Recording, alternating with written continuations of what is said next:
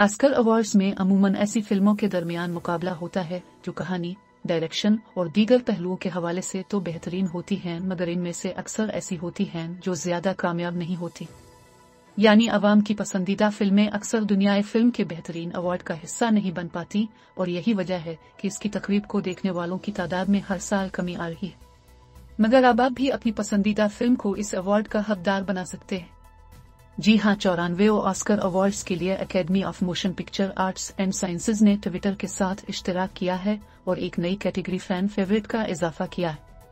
इस कैटेगरी में लोग साल की मकबूल तरीन फिल्म को वोट देकर अवार्ड दिला सकेंगे।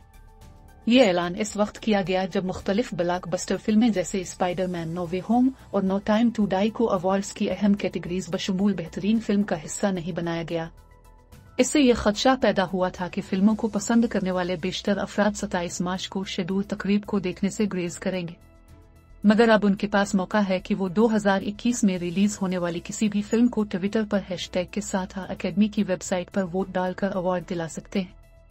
हालिया बरसों में ऑस्कर की टीवी रेटिंग्स में ड्रामाई कमी है और गुज़िश्ता साल की तकरीब को महज 1 करोड़ से ज्यादा नाजरीन ने देखा, जो 2020 के मुकाबले में 56% कम तदाद थी।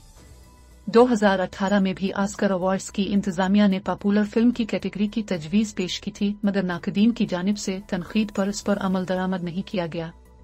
अब जिस नई फैन फेवरेट अवार्ड को भी रस्मी ऑस्कर कैटेगरी नहीं बनाया गया। ट्विटर के मुताबिक ये शराकत दारी फिल्मी नाजरीन को अपनी पसंदीदा फिल्म से मोहब्बत का इजहार करने में मदद फराहम करेगी।